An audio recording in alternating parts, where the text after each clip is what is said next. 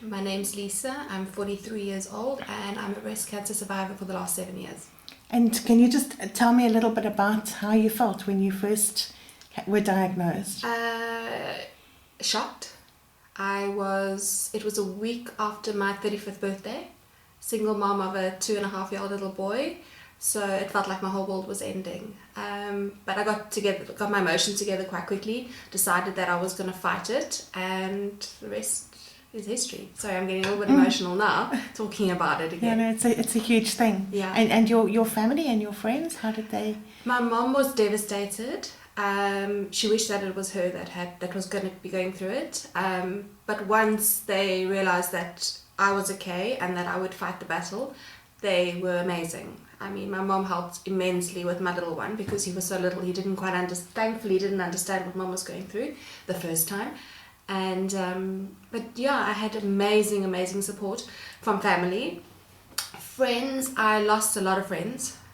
They didn't quite understand what I was going through. They didn't know how to support me, and they just distanced themselves from me, and some of those friendships never, we couldn't heal them.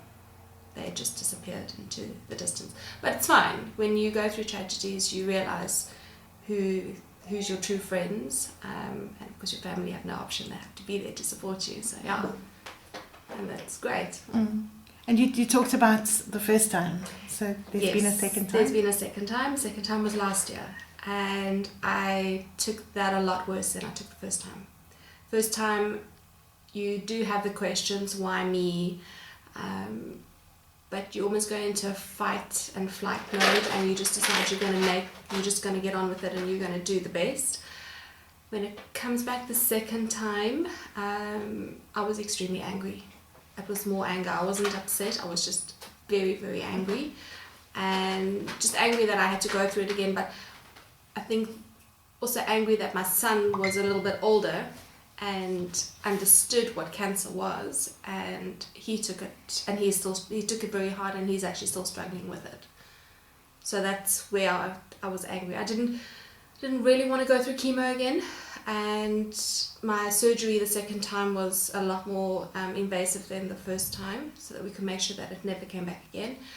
But the damage that it did to my son emotionally that's going to take a long time to repair. So your son is now? He's 10. 10. Yeah. And it's a difficult age, and it's difficult with boys because they don't quite, it's just difficult, especially because it's just him and I. He was scared that he was going to lose mommy. So, and he's still scared. I mean, he's suffering. He won't sleep out at night. Emotionally it's done a lot of damage. So how do you cope with that? What are your coping mechanisms? He is seeing someone, so he is going for counselling, and I just try and remind him that mommy's fine. I went through all the treatment that I did, lost the hair, had the big operation so that I could be around, and that the cancer's gone. I keep on reminding him that it's gone. And what made you realise the first time and the second time that you needed to get medical treatment? The first time I happened upon the lump by accident. I was only 35, so I wasn't really doing the breast exams, hadn't been for a mammogram. Happened to find it one evening while laying in bed, and I wasn't quite sure, if it was actually something serious, so tried to put it off and spoke to a colleague of mine, and she suggested that I do actually go and see a doctor, which I did. He then said I should go up to City Park and have a mammogram because I was at work at the time in town. Had the mammogram, had an ultrasound, and then by the time I got back to his rooms, he just broke the news, and he said, without having the scientific proof, because we only had the biopsy a day later, he said to me that it's no doubt it's cancer, and he suggests that I have a mastectomy, which I refused because of my age and because I was single. The second time it was just on my annual follow-ups, and they picked it up on the other side. And then went back to my breast surgeon, back to my oncologist, and made the tough decision to have a bilateral mastectomy with immediate reconstruction, and had my chemo. So yeah. And would you, knowing what you know now, would you have changed that first decision to not have the mastectomy? No, because I would have only been able to have the mastectomy on the one side. I probably would not have had immediate reconstruction because they wouldn't have used my tummy tissue if it was only for the one. So I would have had to have an implant, and implants have to be replaced every 10 years, and there is always a risk with it because it's not natural. So no, if I could turn back the clock, I probably would have made the same decision, even though the second time was a lot harder. And when you were on treatment, besides obviously dealing with your young son and being alone in many ways, what else was challenging? Work. Both times it happened. The first time I was working out a notice period. I was in my last week at a job, and I was supposed to start my new job the day that I had surgery. So I started there 3 weeks later after surgery, and then starting my new job and then having to go through chemo. It was very traumatic because for a woman to lose your hair, I think that's one of the worst things that you can do. I only ever cried twice. The first time I cried when I got the news that it was cancer, and I cried when the doctor told me your hair is definitely going to fall out. So yeah, starting a new job, not knowing the people, new company, dealing with the man on the street, customers, tenants, and not having any hair. So that was quite traumatic. And then the second time around, I had just started another job, and I was there for 3 months when it was diagnosed. It's just basically functioning your day-to-day life. Life doesn't stop.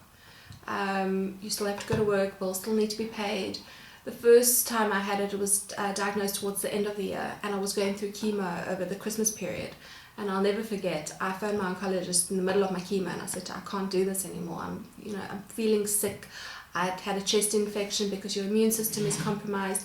And I said to her, it's not fair. Everyone around me is so excited about Christmas, and I've got a 2-year-old, and I just don't want to have Christmas.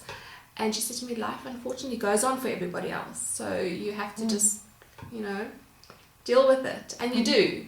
But when you're in the middle of it, you just don't always see the way out. But yeah, there is a way out.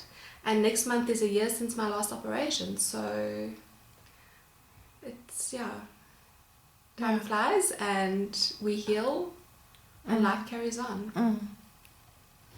And anything else you want to add? Any advice or anything that you'd like to see or change? Or